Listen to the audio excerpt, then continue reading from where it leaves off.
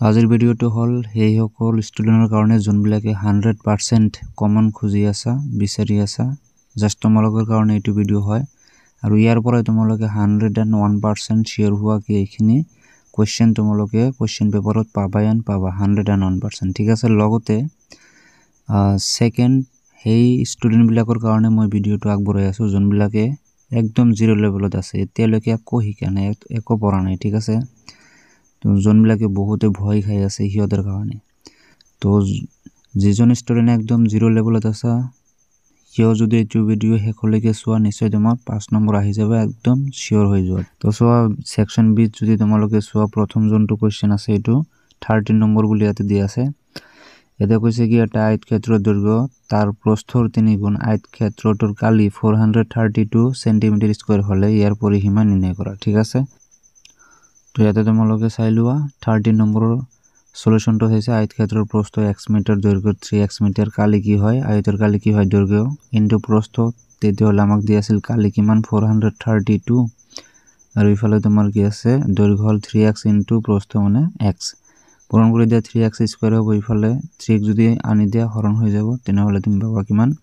144 তেনেকৈ যোনটো তুমি প্ৰস্থ পাবা 12 মিটাৰ আহিব তেনেহলে দৈৰ্ঘ্যটো আমি উলাব পাৰিম 3 * x তো 3 * x কৰিলে তুমি x ৰ মান মানে কিমান 12 তো 3 * 12 কৰিলে 36 মিটাৰ পাবা পৰিসীমাৰ ফৰ্মুলাটো লগাই দিয়া ফাইনালি তুমি আনসাৰটো কিমান পাবা 96 মিটাৰ এতিয়া চোৱা নেক্সট কোৱেশ্চনটো চোৱা ইয়াতে 14 নম্বৰটো চোৱা যদি x এ y এর লগত প্রত্যক্ষভাবে বিচরণ করে আর y = 30 হলে x = 6 তেনেহলে x = 2 এর ভাবে y এর মান নির্ণয় করা সো আমি কি জানো ইয়াতে গিভেন করা আছিল মানে 14 নম্বরত আমাক গিভেন করা আছিল x এর ভ্যালু দিয়া আছিল 6 y এর ভ্যালু 30 আৰু x2 তোমাক কিমান দিয়া আছিল x এৰ ভ্যালুটো কিমান দিয়া আছিল अगेन 2 হয়নে আৰু y2 আমি উলাব আমি কি জানো প্ৰত্যক্ষ সমানুপাতৰ ফর্মুলাটো কি হয় x1 / y1 = x2 / y2 ইয়াতে ভ্যালু বিলাক যদি আমি বহাই দিও আৰু ক্ৰস মাল্টিপল যদি আমি কৰি দিও তেনেহলে y2 = কিমান আহিব 10 গতিকে শুদ্ধ আনসাৰটো আমাৰ কিমান হ'ব 10 এই প্ৰত্যেকটো কোৱেশ্চন কিন্তু 2 নম্বৰ কৰি আছে এতিয়া সো 15 নম্বৰ কোৱেশ্চনটো সো আমাক কি কৈছে তলৰ ৰৈখিক সমীকৰণ জোৰ সমাধান কৰা ঠিক আছে 0.2x + 0.3y = 1.3 আৰু 0.4x + 0.5y = 2.3 ইয়াতে নিশ্চয় দেখা পাইছা তোমালোকে এইটো হল কোৱেশ্চন নম্বৰ 15 ৰ ইয়াতে মই অপনয়ন পদ্ধতি ইউজ কৰিছো তাৰ আগতে আমি কি কাম কৰিব লাগে ইকুৱেশন বিলাকৰ যিকোনো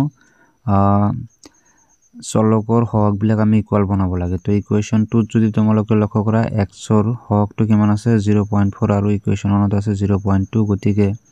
ইকুৱেশন 1 ৰ যোনটো x ৰ হক আছে এটো আমি 4 বনোৱাৰ কাৰণে আমি কি কৰিছো ইকুৱেশন 1 ক 2 ৰে মাল্টিপল কৰি দিছো তাৰ পিছত তোমালোকে যিকোনো এটা ইকুৱেশনৰ পৰা আনটো ইকুৱেশন মাইনাস কৰি দিবা ইয়াৰ পৰা তোমালোকে ভ্যালুটো এটা চলকৰ ভ্যালু পাবা ইয়াতে মই কৰি দিছো তোমালোকে নিশ্চয় চাই লবা ঠিক আছে 16 নম্বৰটো চোৱা 16ত আমাক কি দিয়া আছে দুটা ক্ৰমিক যোগাত্মক অখণ্ড সংখ্যাৰ পূৰণফল 306 হলে সংখ্যা দুটা নিৰ্ণয় কৰা ঠিক আছে তো চোৱা 16 নম্বৰ কোৱেশ্চনৰ আনসাৰটো এনেকুৱা হ'ব তুমি লেট কৰি লোৱা দুটা ক্ৰমিক যোগাত্মক অখণ্ড সংখ্যা হল ক্ৰমে x, x + 1 আৰু কন্ডিশন হিচাপত যোৱা অ্যাকৰ্ডিং টু কোৱেশ্চন ক্ৰমিক যোগাত্মক অখণ্ড সংখ্যা দুটাৰ যদি তুমি কি কৰি দিয়া পূৰণ কৰি দিয়া তেনেহলে গুণফল আমি কিমান পাও 306 পাও ইয়াতে মাল্টিপল কৰি দিয়া তাৰ পিছত 306 ক ইকুয়াল লেফট হ্যান্ড সাইডত আনি দিয়া আৰু উৎপাদক বিশ্লেষণ কৰি দিয়া ইয়াতে আমি ফাইনালি যেতে উৎপাদক বিশ্লেষণ কৰি দিবা তাৰ পিছত তুমি ভ্যালুটো কিমান পাই আছা x ৰ ভ্যালু দুটা আহি আছে যেহেতু স্কয়াৰ আহিছে তো শূন্যৰ সংখ্যা আমাৰ দুটা ওলাব তো x = এটা -18 আহিছে যোনটো ইম্পসিবল এটা আমি লব নোৱাৰো গতিকে এটা সংখ্যা আমাৰ কাৰণে কি হ'ব 17 তেনেহলে আনটো সংখ্যা কি হ'ব 18 কাৰণ x + 1 কৰি দিলে হল তেতিয়াহলে কিমান আহিব 18 এতিয়া 17 নম্বৰ কোৱেশ্চনটো ইয়াতে আমাক কি কৈছে তলৰ সমান্তৰাল প্ৰগতিটোৰ পদৰ সংখ্যা নিৰ্ণয় কৰা 7,13,19 ... লাষ্টত তোমাক কি দি আছে 205 দি আছে ঠিক আছে তো 17 ৰ আনসাৰটো চাই লোৱা ঠিক আছে ইয়াতে মই দেখাই দিছো ধুনিয়া কৰি একদম ইজি কোৱেশ্চন সমান্তৰাল প্ৰগতিৰ পৰা দি আছে গিভেন বুলি লিখিলো আৰু প্ৰথম পদ কমন ডিফাৰেন্স লাষ্ট পদ এবিলাক লিখিলো n ৰ ফৰ্মুলাটো ইউজ কৰি দিয়া আৰু ভ্যালু বিলাক বহাই দিয়া ক্যান্সেল আউট কৰি দিয়া বাস তুমি পদৰ সংখ্যাটো কিমান পাবা 34 পাবা ইয়াতে ঠিক আছে তো 18 নম্বৰটো চোৱা 18 নম্বৰত আমাক কি দি আছে ত্ৰিভুজ চেপ্টাৰৰ পৰা দি আছে হয়নে এডাল ৰেখাই ABC ত্ৰিভুজৰ AB আৰু AC বাহু ক্ৰমে D আৰু E বিন্দুত কাটে আৰু ৰেখাডাল BC ৰ সমান্তৰাল প্ৰমাণ কৰা যে AD by AB equal AE by AC ঠিক আছে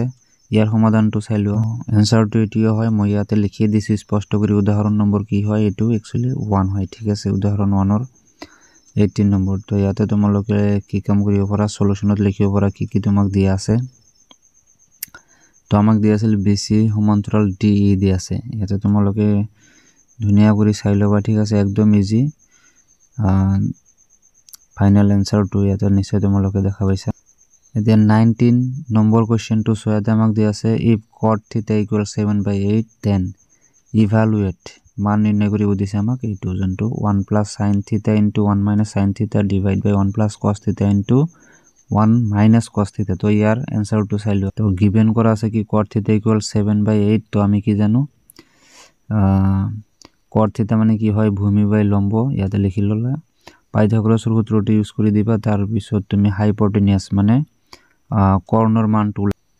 আৰু তাৰ পিছত তোমাক জোনখিনি লাগে সেইখিনি তুমি লিখি দিয়া 1 plus sin theta into 1 minus sin theta divide by 1 plus cos theta into 1 minus cos theta ইয়াতে ভ্যালু বিলাক বহাই দিলে হল sin theta মানে কি হয় p by h তো p by h কৰিলে তোমাৰ কি আহিব ভ্যালুটো তোমালোকে জানা 8 by under root over তোমাৰ কি আহিব 113 তো এনেকৈ তোমালোকে ধুনিয়া কৰি চাই লবা হেকলৈকে তোমালোকক ইয়াত দিয়া আছে হয়নে তো এইবিলাক সলভ কৰিবা ধুনিয়া কৰি বহুত ইম্পৰ্টেন্ট হয় ইগনোৰ নকৰিবা 20 নম্বৰ কোৱেশ্চনটো সোয়াইটো ত্ৰিকোণমিতিৰ পৰা দিয়া হৈছে না if sin x plus y equal to 1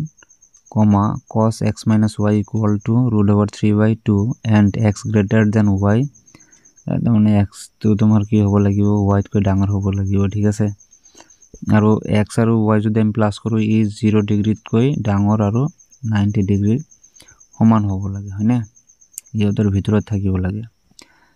এই ক্ষেত্ৰত আমি যাই x আৰু y ৰ মানটো উলাব লাগে তো ইয়াৰ সলিউশনটো চাই লোৱা এটা মই কৰি দিছো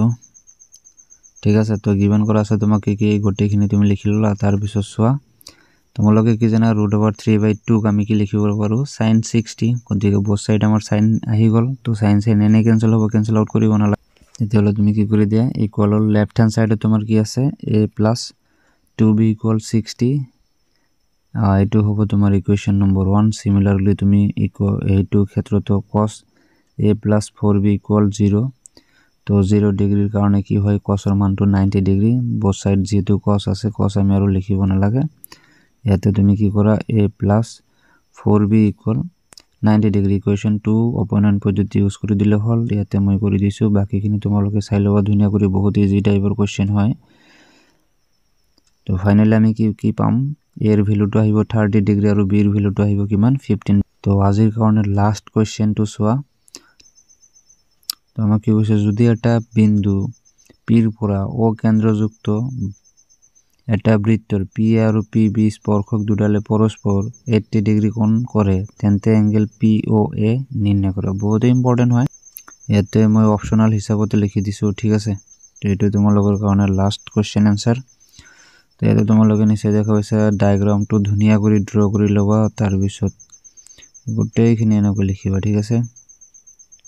তো ফাইনালি এংগল POA এর ভ্যালুটো কিমান আহিব তোমাৰ 50 ডিগ্ৰী তো আজিৰ কাৰণে এইখিনিয়ে নেক্সট ভিডিওত